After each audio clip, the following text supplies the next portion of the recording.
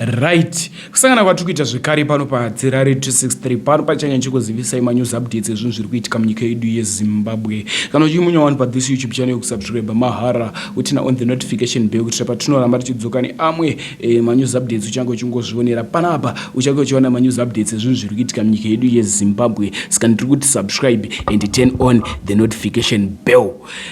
Vadikanise kuzoka munhu zviti hatirare haaregerewo kuzivisai manews updates ezvinhu zviri kutsviridza munyika yedu yeZimbabwe. Saka ndati subscribe ndati like this video ndati wanze this video likes kunyanya. Vadikani update yanchatanga kuisira tichapinde dumu update yevana vekuwadzana vekufira mubhuti kuvigwa kwavo vachivigwa pataurwa speech inorwadza inoshungurudza moyo. But noti akanambokuisira video remunhu ane testimony akabatsirwa kwamadzimai chiwara mumastreets esocial media. Mawanda vanhu vanoshambadza basa ravo pasocial media ivo vachizvibudira mbune vachiti tinogona kubatsira, but vazhinji vachona imbavha. Dai mambozama ava vanonzi madzimai chiwara namba dzavo ndo chichabuda pascreen, but dauti anambokisira video ro wapedza kuona vana kuroverai last update. Let's this video.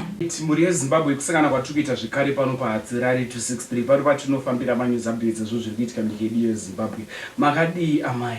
Tiripo hedu makadiyo. Tiripo isu sevaZerare 263 tauya kuzotora testimony kwamuri ende zvii zvainetsa mukurarama kwenyu.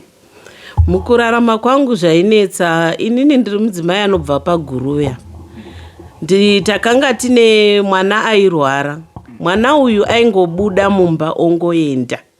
Toshaya kuziva kuti mwana ari kupi. Tomutsvaka tomushayiwa, tomutsvaka tomushayiwa. Mwana uyu aibuda nguwai? Aibuda kana nguva dzeusiku.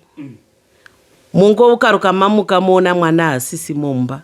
Kumwana aenda kupi, mwana aenda kupi, totenderera. Pamwe pacho mungozomona achingofamba ari musango. Zvakadaro ndine nguva yandakazosvika pakuti umwe munhu akazondiudza akati imi dambudziko ramunaro ndemwana wenyiri rinogona kupera. Ndikati kuti kudaro, zvikanzi ndine munhu wandinoziva anogona kuzvipedza. Ndikati ndibatsirewo munhu waMwari, ndoita sei? Achibva andipa nhamba dzamadzimai vanonzi madzimai chiwara. Ndorega dambudziko rainetsa mukurarama kwenyu? Tine rimwe zverainetsa rekuti mumba medu chaimo nemurume wangu mukushava hapana kana chaibuda. Taiedza nepataigona napo kutengesa zvinhu hazvitengesiki, tichiedza asi zvichiramba. Asi madzimai ava vakazotibatsira. Alright. Pamakasvika kwamadzimai zvainzi chii chiri kukonzeresa kuti mwana ange achibuda manheru achitetereka? Madzimai vakatitaurirawo vakati ndezvemumusha medu imomo zviri kutenderera, ndo zviri kunetsa mwana. Asi vakati handingagonewo kunongedzerai kuti ndinhingi, muchazozvionawo mega. Zveshuwa tiri kutozviona. Mwana zvese zvakapona zvakapera? Hongu, mwana akapona. Vakamubatsira, vakamunamatira, vakaita zvese zvavaigona zvikabatsira. Mwana akapora. Alright. Muri yeZimbabwe patakazama kukurukura namadzimai chiwara vakaramba, asi vanoda kuvawana namba dzavo ndodzinenge dziripo pascreen ipapapa. Vakaramba kushambadza basa ravo pasocial media. Saka isu tozotevera matestimony evanhu vakabatsirika nekuti kunze kwazara maprofita enhema nen'anga dzenhema. Tatenda. Last update i-update iyo yevana vaya vekufira mubhuti kuwadzana vakaonekwa vakafira mubhuti. Saka vana apo vanga vachivigwa ndeve mufamily 1 vaviri vachiona vanga vachivigwa kumasvingo. Pataurwa speech inorwadza inoshungurudza zvikuru. Da kusiya mchiona video, yapedza kuona video tazonofika kucomment section inside Zerare ndafunga kusiyai kuudzwa unyemwa sembare dzekumusana. Ndatione this video. Hakuna mweya mikuru nemweya midiki. Asipera kwaMwari nokusika kwawe naMwari. Tinovaremekedza pamberi pechigaro chaJehovha. Zvive zvakarurama muzita raBaba roMwanakomana neromweya mutsvene. Amen. Takumbira mudzikisi mabox. Munotanga ari mukuru mungomira, kana mukuru adzika mudiki ozodzikawo. Famba zvinyoronyoro, famba zvinyoronyoro,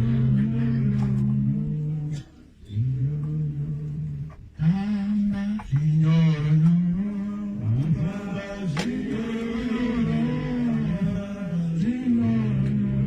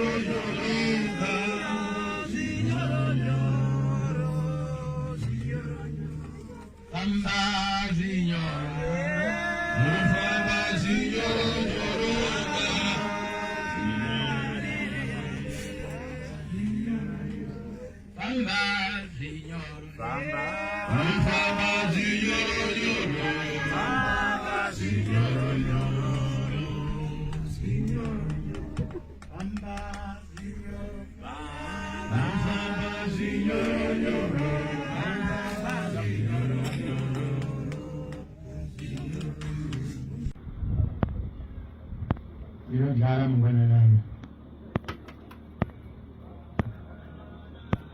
anakuna na wedu anutaishe tumiri wake uzorore kufika kwela kwa wamanda msitara baba mwana kumana msitara mwana utene. Amen.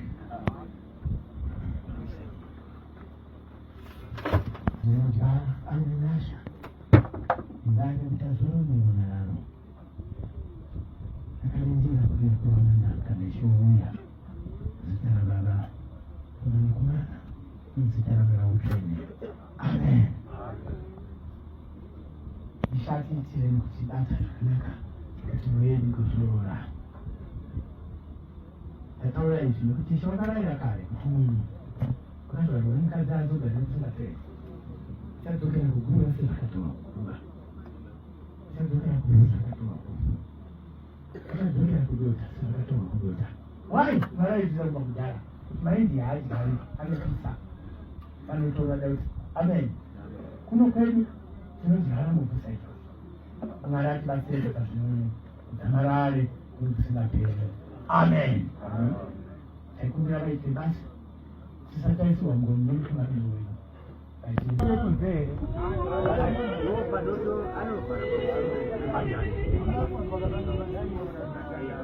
ndozvatiri kuvuga anotoma kungatai apa pamba levo yoita matana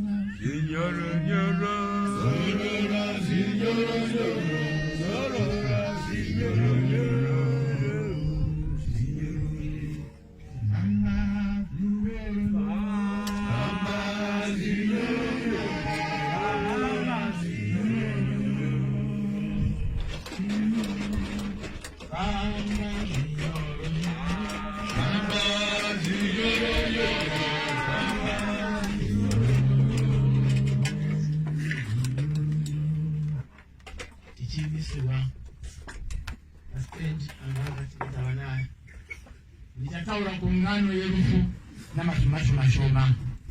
Haleluya, amen.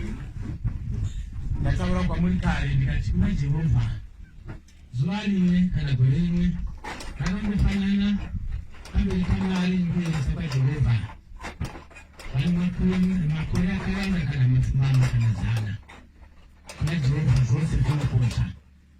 Nokudaro isu sevana vaMwari tinoteera nzira yekurayira kwaMwari kuti zvigova zvakanaka pamberi paMwari. Ishe vatikomborere kumbana navo muzita raJesu. Haleluya, amen. Nokudaro unditendere mashoko angu mamwe chete akafanana kuvarirawo kuti Ishe agotiitira zvakanaka.